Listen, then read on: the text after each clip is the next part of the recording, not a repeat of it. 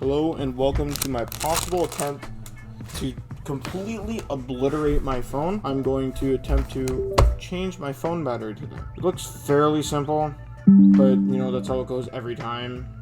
So I'm not entirely sure what's going to happen, but I'm gonna go back up my phone just in case. We are gonna go take a look at the battery kit I got. So we got the waterproof seal, the battery itself, some adhesive strips, tweezers, a little bit of like a little tiny pry tool, and a little suction cup, as well as a guitar pick. This we're not using. This we might use. Okay, it's backed up. Not gonna lie, I am very nervous about doing this. You need to start somewhere, and I'd rather start on my beat iPhone 12. We are gonna go shutter down.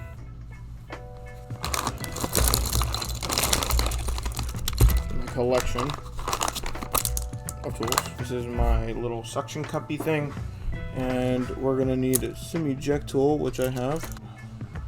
Let me see if I get a good seal on it before I even jump to heating. Thing is, like, this phone, I bought it out like a little bit over a year ago, and I've dropped it off my bike.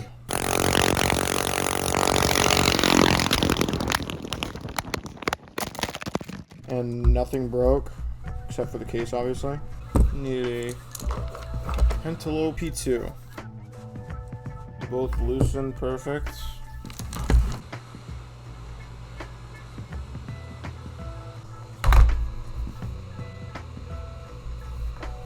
Okay, well, I know I just undid that, but I need to go see if the screen works. Nope.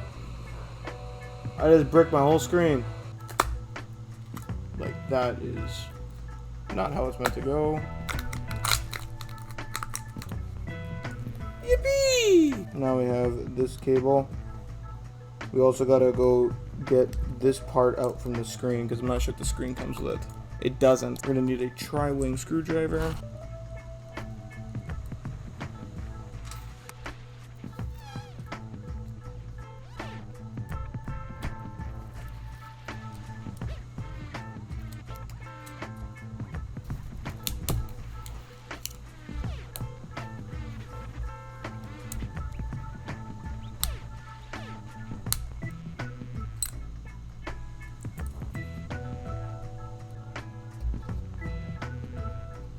Okay, so I have half the screen out, as you can tell.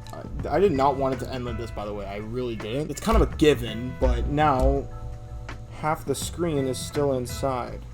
Okay, well, we need to get to taking this battery out. We got to take out the whole Taptic engine, all that fancy business. Get a 1.6 Phillips bit.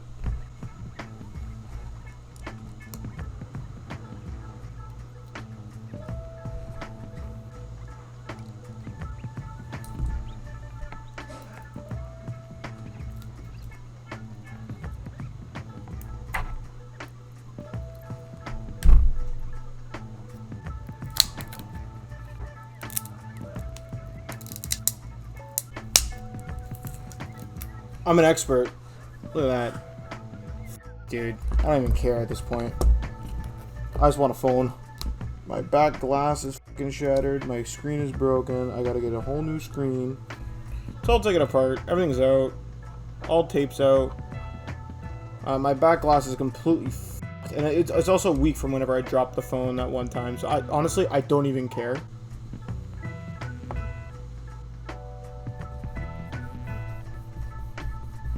Alright, I'm back. The screen came in, as you can tell. Came with everything. Came with like another one of those. Came with a plastic screen protector. The display, which is, wow, a lot thicker. It's kind of a given though. Again, it is an LCD. You do see the bezel. It has a pretty big chin. I do not give a flying shit. It was $30.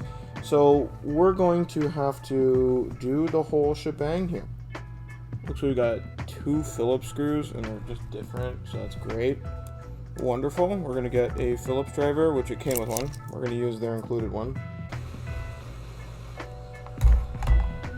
Get those plastic tweezers I placed.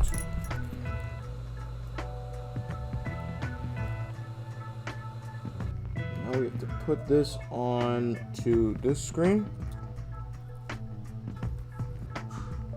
Okay, now the battery connector is not wanting to go in.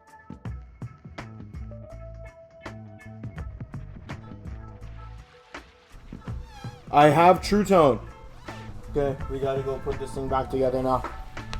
Oh, thank the Lord I got it. It's only 2 more things left. Okay, everything is in their spot. I'm gonna place it down like this. Everything should be plugged in. Should be all good, theoretically. If this turns on, we're golden. Turned on. Phone is still working with the charger unplugged. Let's put these pentalobe screws back in, and we're done.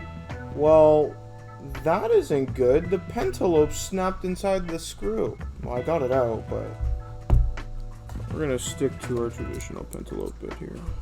Not gonna lie, it looks pretty unsettling. There is a pretty bigger chin like on it, but other than that, having a phone, like it's still pretty responsive for $30. Having a phone back is a huge improvement from not having a phone. And I have a phone with Face ID, with True Tone. Oh my lordy.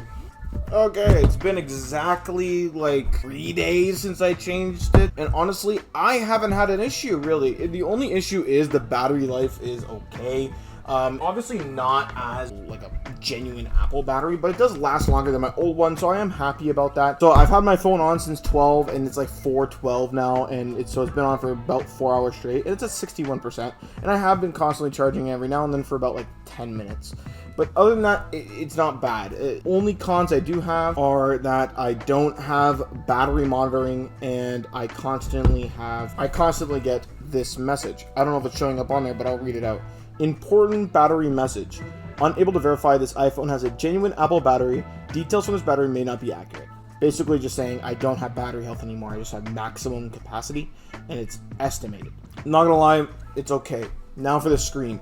It's